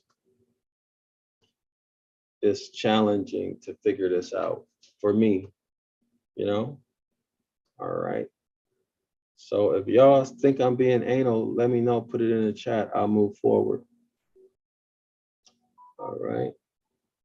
So let's see. I don't see anything at the meridian. Let me move this menu thing.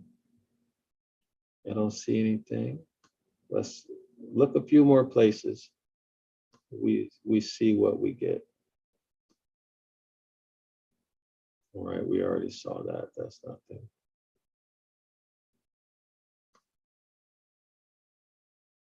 All right, oops. Let's see, I would love to see this. You know, like a good image. A good image. So here's Sagittarius, here's the ecliptic. This is the meridian. All right, so that's not what we want. Maybe it's here. Sagittarius, here is the ecliptic. That's the sun's, no, that's not where we want to be. Let me see. Yeah, that's not where we want to be. Okay, so that's not it. This is a tough one, y'all.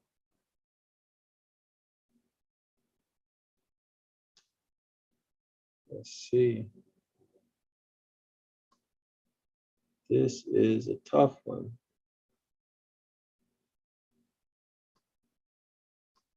Let's see. I don't see Sagittarius in here. I don't see a crown. Oh, here's Sagittarius.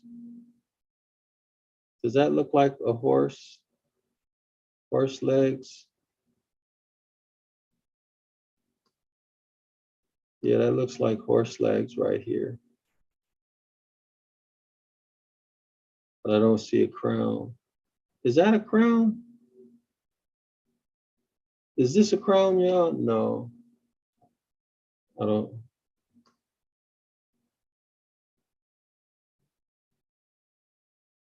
Ah, here we go. Here we are. I found it. Y'all see it? Here it is. Sagittarius, his head is cut off by the meridian. Y'all see that? So he's separated from his brethren. He's separated from the other constellations. And here is the crown immediately before him. Let me read it again. It reads here, the blessings of the everlasting hills shall be on the head of Joseph. Joseph, again, according to the author, is Sagittarius. And on the crown of him that was separated from his brethren. So y'all see, his head is not in the meridian. So he's separated from his brethren, from the other zodiacs. It is when the everlasting hills, which you see here, immediately over the fruitful scales of Libra. So where are the scales of Libra? Anybody see the scales of Libra? Anybody see the scales of Libra?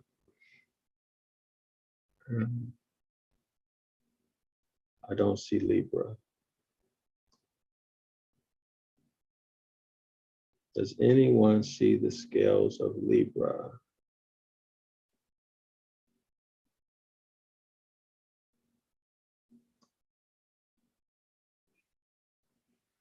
Where is Libra?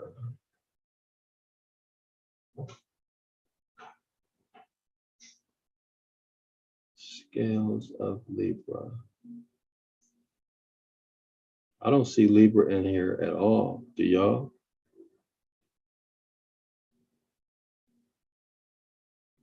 Unless Libra is on the other side. No. I'm looking, y'all. I don't see Libra. Maybe Libra is on the other side. Okay,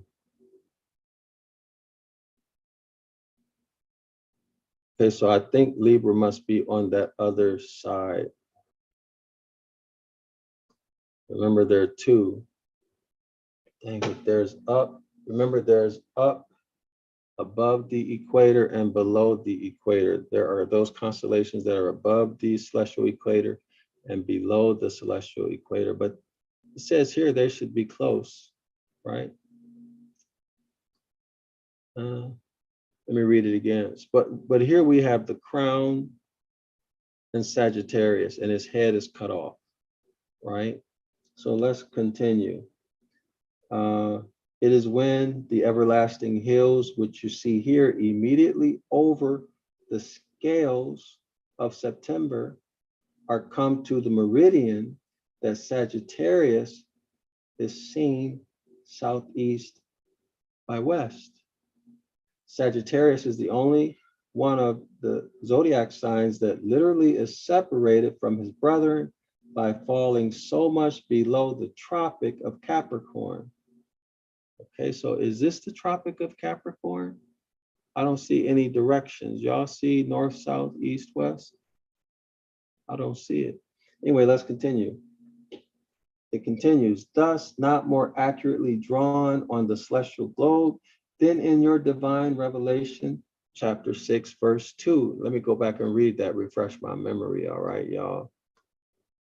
Revelation chapter 6, verse 2. And I saw and behold a white horse, and he that sat on him had a bow. Sounds like Sagittarius, right? And a crown was given unto him. And a crown was given unto him. And here's the crown. Hey, where's that crown? Where's that crown? Oh, here's the crown. Here's Sagittarius on a white horse, and this crown was given to him that he should go conquering. Y'all see that? Y'all see that? All right, so there we have it with that image. Okay, there we have it with that image. There it is, y'all. Okay, now here we are. Let's continue.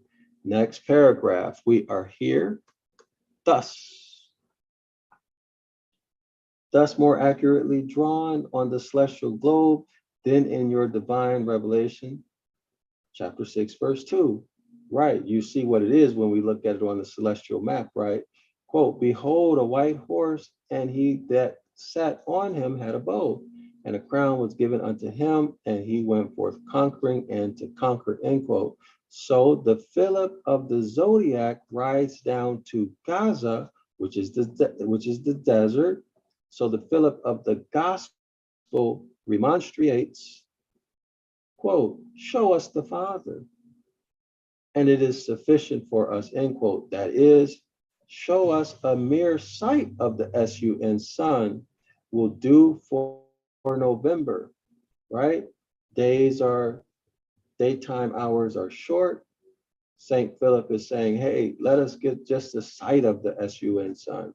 And so the frosty Nimrod of the year remains. That's winter, right? As a king over conquered vegetation. Conquered because the vegetation cannot grow. Desert because vegetation cannot grow. Yet the dying Israel adds, quote, from thence is the shepherd, the stone of Israel, end quote. Words which defy all faculty of interpretation. In other words, that doesn't mean anything. What is he talking about, right? Meaning, from hence is the shepherd, the stone of Israel. What in the world does that mean? Words which defy all faculty of interpretation in any other sense but the astronomical sense, right? Right. But clear as the day in this truly magnificent science, but clear as the day in this truly magnificent science, Peter is the stone to whom Christ commits the care of his sheep. The quote again was, from hence is the shepherd, the stone of Israel. That's Peter.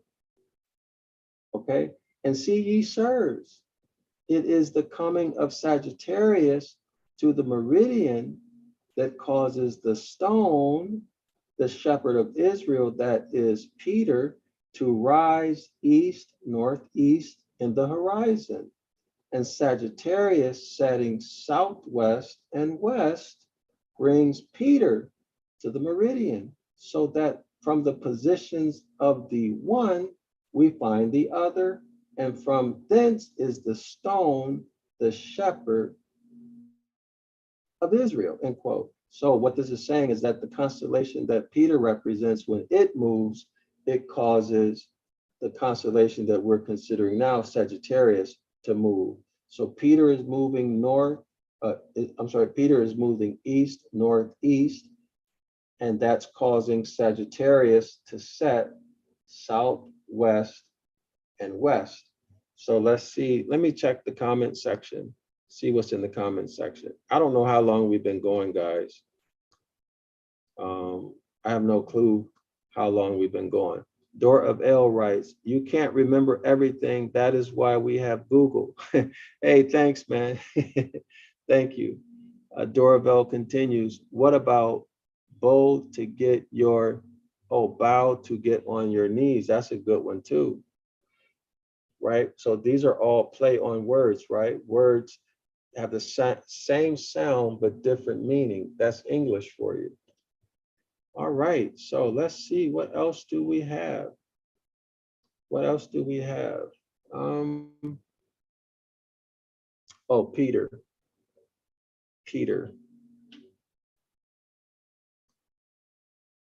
You know what? Were y'all looking at the same thing I was looking at? I was reading and I thought y'all could see my screen, but you weren't able to see my screen? No? So let's see if we can find Peter. Celestial map, Peter at the meridian.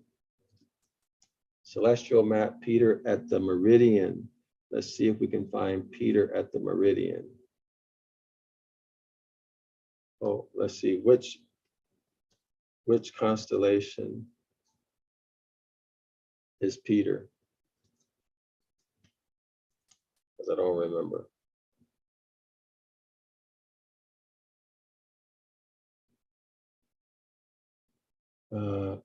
The rock. Peter is the rock. Let's see, which constellation is Peter? Anybody remember? Which constellation is Peter? Oh, here we have a list. All right, so we have a list here. So we have a list. All right, the 12 tribes, 12 apostles, and 12 signs of the star of the zodiac. David the Zodiac. So let's see. Let me do a Google, let me do a search. I don't feel like reading through this whole page. Peter. Okay, so Aries is Peter. Okay, Aries, the ram, is the Apostle Peter. Aries, the ram, is the Apostle Peter. So now let's go back to the celestial map. We'll find Aries, the ram. We'll look for Aries, the ram, at the equator. No, was it at the equator or at the meridian?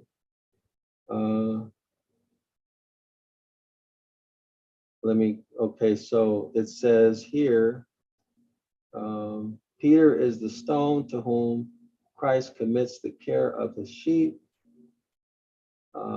Okay, so the shepherd of Israel to rise east, northeast in the horizon. In Sagittarius setting, southwest, west. Okay, okay, so here it says brings Peter to the meridian. So yeah, we're looking for Aquarius at the meridian. Remember, Aquarius is water bearer. Y'all see the water bearer? It's a guy holding a jug of water at the meridian. So that would be the border.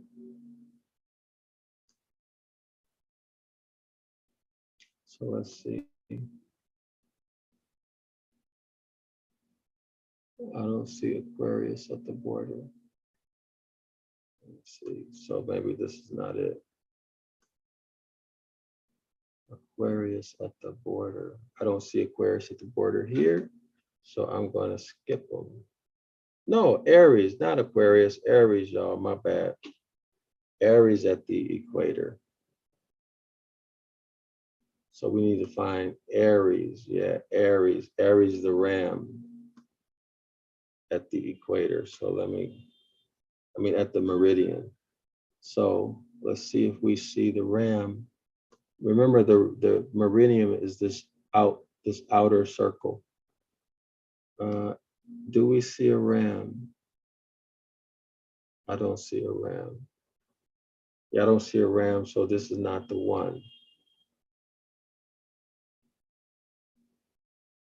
Let's say Aries. Celestial map. And let's do Aries.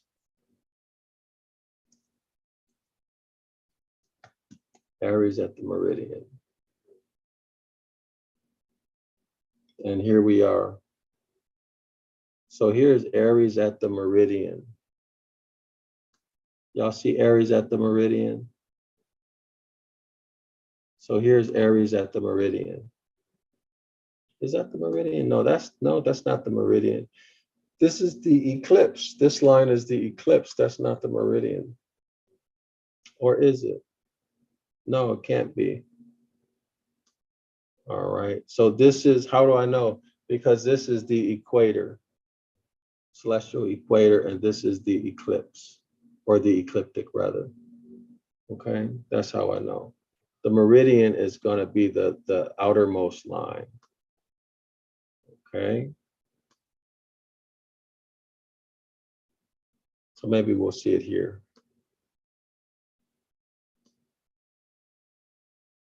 Aries the ram on the equator. I'm not on the equator, on the meridian. I don't see it.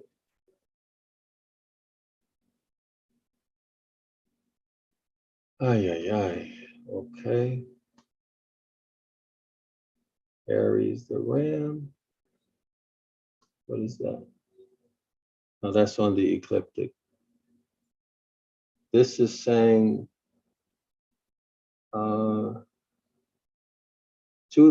and Sagittarius setting west and brings Peter. Yeah. So Peter or Aries is going toward the meridian, but we don't see that yet.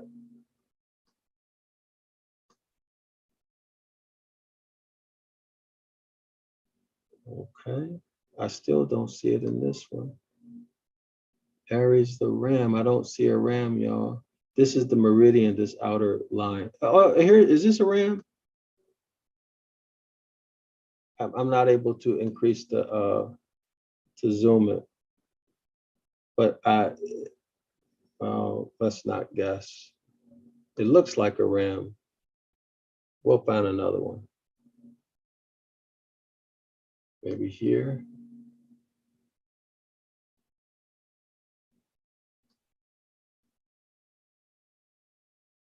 Okay, do we see a ram at the meridian? Is that a ram? No, that's Sagittarius.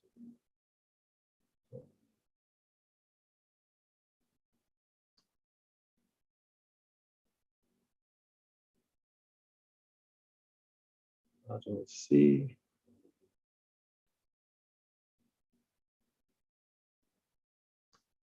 Okay, well,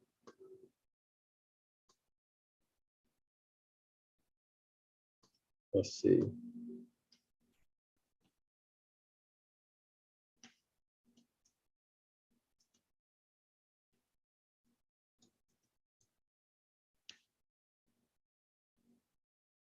So I'm searching celestial map March. Whoa.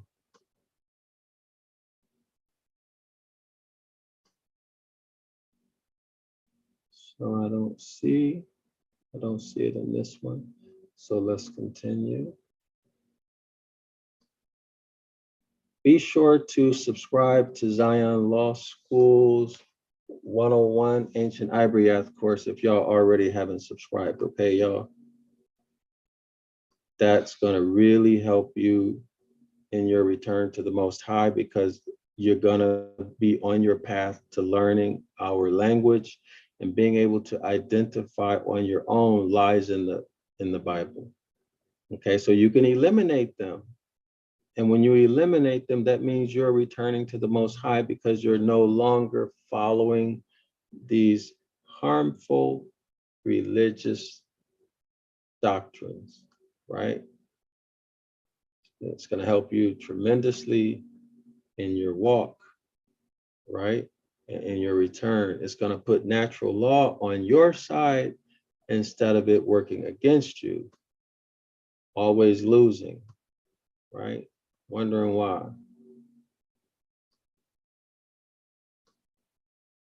Okay, and also come to class Saturday, 10 a.m. Eastern Standard Time. It's free. 2 classes for free. You're going to learn a lot. If you think you're learning a lot in this class, wait until you come to our Saturday class. All right, I see Sagittarius right here where the cursor is. I don't see Aries. I don't see the ram.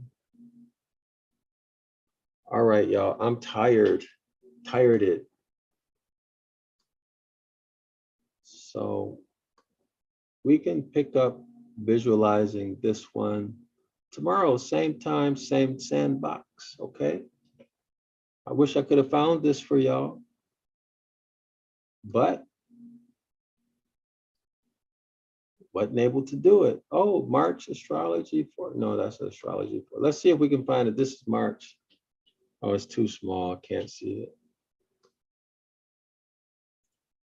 So Aries is in March, which is what I'm Google searching March celestial map. But for some reason, we're not seeing Aries in these pictures. So go figure. Why aren't we seeing Aries? Anyway, Inchy way. Let's see what it is, what a TI is. I don't see Aries here either, y'all. What's up with Aries? Usually these celestial maps make it a lot easier to find stuff, you know, but today it ain't happening. All right, y'all. So let's call it quits. I'm tired. If you like the content, or if you just like me, if you like my personality or my teaching style, if you like the content, consider making a donation to help us keep this work going. It costs money to do it. And any donation is well appreciated. I appreciate it very much if you all help with the work that I'm doing. There's a lot of costs involved, as y'all know. So you can do that by subscribing to 101 Ancient Ibaryath, which is only $10 per month. Cancel anytime for any reason, but I'm sure you're not going to do that because this is an amazing class and there's just no way you can get anything like this for $10 a month. This is a $10,000 class. Go through it and you'll see it, okay? 506, the Curses course. I teach this, as a matter of fact, I was teaching this class before I came here. This is our Saturday, 10 a.m. Eastern Standard Time course. It's live, it's online, it's extremely interactive, extremely educational. It's not a Bible study. This is an education, a real education, okay? And I teach you to do what you see the author doing in terms of using linguistics to identify the real meaning of words. So in other words, you won't need anybody to help you. You learn these skills. You learn the skills and concepts in 101 Ancient Ibaryath streaming course. You can do it at home, wherever you want. Learn those, practice those by coming to the Saturday 10 a.m. class. We're covering Deuteronomy Chapter 28. This is Deuteronomy 28. This is the most important, or one of the most important chapters, because it identifies who you are in terms of your nationality. Understand? So we go through that word by word meticulously so that you can understand what it means in the original language.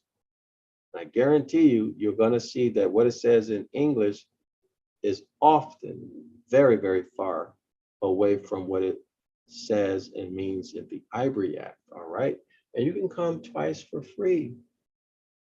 Twice for free. Today's class, I think we went 3 hours, but there's no, I mean, we can stop at 2 hours, or you can leave whenever you have to leave, right? You're not forced to stay. But we had some nice conversation, some good conversation rather, right? Anyway, if you want to support my work, if you want to support Zion Law School, you can give a donation by Cash App. And here's my Cash App. I'm going to put the Cash App and PayPal in the chat, okay? Cash App is $DRYASAPA. Cash App is, again, $Dr. Yasapa. Cash App is no, let me repeat that. The Cash App is $DRYASAPA. That's Dr. Yasapa, okay? Or you can do it on PayPal. And our PayPal is paypal.me/Zion Law School, or you can do a donation on our website, which is zionlawschool.org. There's a support Dr. Yasapa button or something like that, somewhere on there. Okay, so be sure when you get your money together to order 911 Ibaryath Rescue, all right? 911 Ibaryath Rescue, okay? You'll be able to do, or you'll be on the road rather, to being able to do these etymological exposés, right? As you learn this information, 911 Ibaryath Rescue is going to help you do that, all right? This is like the ABCs of Ibaryath. Teach you all of the pictographs or letters and what they mean, okay? It complements the 101 Ancient Ibaryath streaming online course. They complement each other, but you owe it to yourself. If you don't subscribe to this class, you're cheating yourself, right? You're really cheating yourself. Okay, also remember, take a look at Animals in the Bible. This is an incredible book, $9.99. You're not going to get that anywhere. You won't get anything close to the quality in terms of production, color, the art, or especially the content. You won't find anything like this available at all, anywhere. All right. So go to Zion Law School, click on our products pages. You can see all of our books, or you can go to the description area of this video, look at our recommended book list, and you can see 7 of our books. All right. Animals in the Bible is also here. The link for the PDF is also here. The PDF for the Devil's Pulpit. Okay. All right. So Islam to all of the Moors. Shalawama. I am Dr. Dryasapa. Thank you for joining us, and I will see you all back tomorrow around the same time, all right? So Islam and Shalawama to the entire indigenous family of Moors. Genesis chapter 2, sprung from the soil. Genesis chapter 10, 16 nations. Jubilees chapter 8, Noah gave an inheritance through the Most High to his sons. These are land grants. We Moors are the law. We are the subject matter and the substance of